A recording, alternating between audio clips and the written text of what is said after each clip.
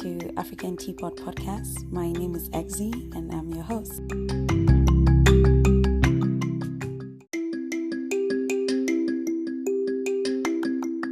Journey with me through Africa's vast variety of culture, heritage, and discuss issues most African families face, both home and abroad. Make sure you add this podcast to your frequent podcast rotations, and don't forget to share and follow this podcast. Hello, listeners, and welcome to another episode on African Teapot. Today's episode is titled Cultural Pride. And before we get into our conversation, just want to say that if you had a difficult week, we are just thankful that we made it through the week. Sometimes we always think, we should celebrate the fun out of the week or the successes out of the week. Sometimes the basic success needs celebration, which is just acknowledging that we made it through the week. We are alive through the week. So if you're listening to me, kudos to us for being here, and thank you to our new subbies. I did realize that we have new subscribers. Thank you so much for subscribing. And I know I don't say this often, but it really helps you guys listening, if you can rate the podcast wherever you're listening. If it is on Facebook or Google, wherever you're listening to me, it would be great if you can rate the podcast. It means we are thriving, and it just promotes the podcast as well. All right. And you guys sometimes would ask me if you can share the podcast. That's what it's for. If you share it, the more people would listen, the more ideas we would have, and the more information people would also share with each other, right? So sharing is caring, and sharing knowledge there's nothing bad about that. It's always positive, right? I think. Anyways, getting into this topic, I want to let you guys know why.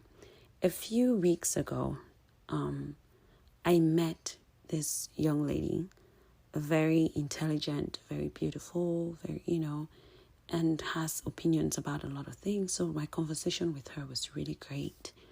And I noticed that she had an accent. And when I mean an accent, I mean everyone has an accent, but she did have an accent that clearly was not American. And I was trying to take a guess, and I was like, it's going to be from somewhere from our continent, Africa, right? So I did ask her, and I asked her, where are you from? And she says, she's told me that she's from Ethiopia. And I was like, oh, nice. She's like, why did I ask? I said, I could pretty much guess she was from Africa, but I think I was curious about knowing which country specifically she was from, or she is from. And she said, but I'm not African. And I looked at her and I'm like, well, first, you're black. Second, yes, Ethiopia is from the continent Africa. I don't understand. Honestly, guys, I was confused. And when I said, what do you mean Ethiopia is in Africa? I could tell she got really upset. And the other people sitting on the table with us started getting uncomfortable because she looked really upset. And she told me, look at my hair, look at my nails, look at my complexion. I'm not from Africa. And I was looking at her complexion and looking at mine, and I'm like, there's no difference in our complexion. And second, Africans, we have a variety, like a huge variety, like we are versatile, even in our skin tone, our hair textures, our different languages, dialects and accents and different foods. I mean, we have been through this topic of how our culture, how similar it is and how unique at the same time it is. Honestly, when I listened to her, when she tried to pick out the difference between how she looked and how I looked, or how other Africans sound and look, and she was trying to tell me how long she has been here in the States and everything, that made her different from me, like I said earlier. But what I could what I realized, the more she spoke and the more she went on, I will call it a rant. I realized she's trying so hard to distance herself from being African. At the same time, she is using the things that make her unique, which are African, to say that's what makes her not African. I don't know if that makes sense. She's talking to me about the texture of her hair and how it is not African. But at the same time, we all know her hair is as a result of her being African. That's why she has that texture, right? And I just told her, well, are you mixed with another race? And she's like, no, both parents are Ethiopians and everything like that. But clearly she was upset. And I know some of you are asking, did we resolve it or whatever? We had other people on the table, and I just thought it wasn't the time or place for that, because clearly she was getting upset and making people uncomfortable.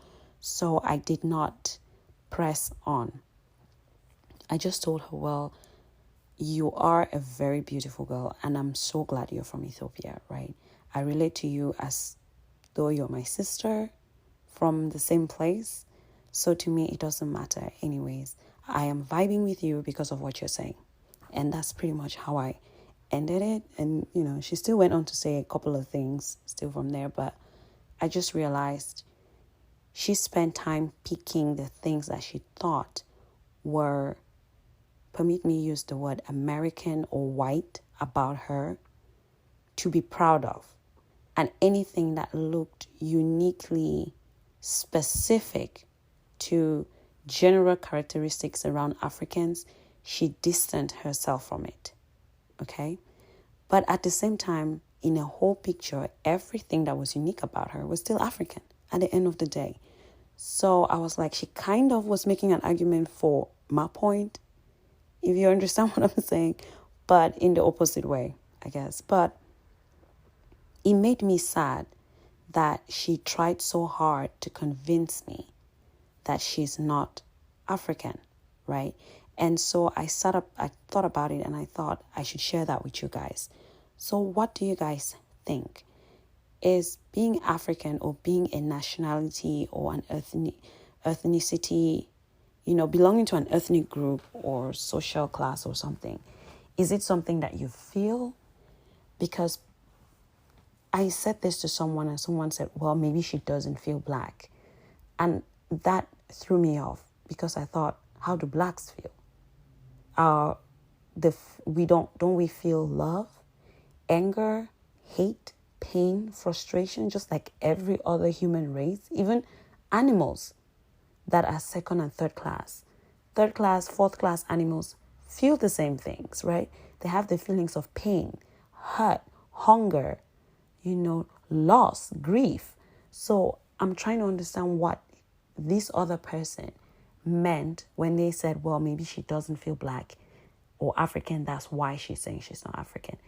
And from what I heard when she explained it, it's not necessarily her saying she is not black.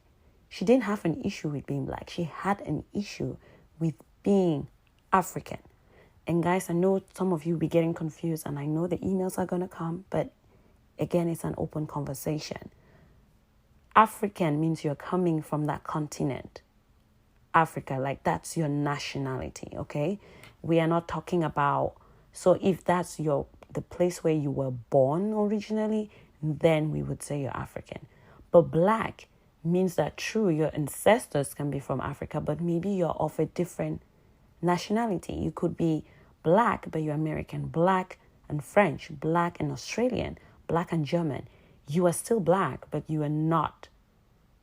Your nationality is not from the continent of Africa. That is what I'm referring to in this episode, okay?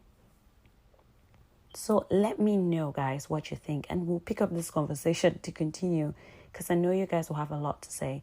But it just brought me to this point of cultural identity and cultural pride and things like that. And so it brought me to this topic. And one thing I want to say is cultural identity is pretty much belonging to a group, okay? It's part of a person's self-conception and self-perception as well. And it's related to nationality, to ethnicity, to religion, social class, generation, locality, or any kind of social group that has its own distinct culture. So when you look at the map and Ethiopia is in Africa and you sit there telling me it's not, it says a lot about you. And when we try to distance ourselves a lot from who we are, we can never, ever think people will ever respect us as Africans. That's why wherever we go, most often, I know you guys feel it, most Africans, people speak to us or come to us from a condescending perspective, coming to you like you're ignorant, like you're not as educated, you are not intelligent, or you are so odd of a beauty because pretty much everyone from Africa should be ugly and things like that. These stereotypes sometimes are being promoted by our own brothers and sisters from that continent who are part of that culture, not just by skin color, but literally were brought up, their mothers and fathers brought them up in this culture. They know the struggle. They know we feel and struggle just like every other person in the rest of the world. We have success stories and we have amazing results from the same continent of Africa. But most often we don't celebrate our ethnicity. We don't have pride in saying we are Africans. We don't have pride in sharing our struggles like other countries do. Americans will tell you, well, I struggled from here. We didn't have much. My dad did 3 jobs. We did that. That's what they call the land of the free. That's why people come in. That's why they say it's a land for dreamers. Whatever you dream, you would make it happen. But for some reason, some Africans don't carry that conception. You are here because you were raised the way you were raised with the values you have from continent Africa. And then you came here for a better opportunity. Rejecting your roots and just assimilating and picking up a new identity, you don't expect those people to respect where you come from, because maybe to you, you think you're not African, but every other person is going to perceive you like that. And because you distance yourself from it, they won't give you the respect you deserve. They will, even if it's not respect, they won't give you what you deserve as who you've been created to be. So guys, as Africans, let's quit this self-bashing, okay? Every country in the world has its problems. Every person has his or her own issues. And anywhere you find yourselves, you have both the good and bad. To talk only about the bad stuff of Africa promotes stereotypes that are in no way, shape, or form a true representation of the continent, simply because you are looking for something or because you want to belong in a new society or new group or to be accepted by somebody else, does generational damage. The damage that we have to repair or our generations ahead of us will have to repair in terms of self-image as Africans is a lot.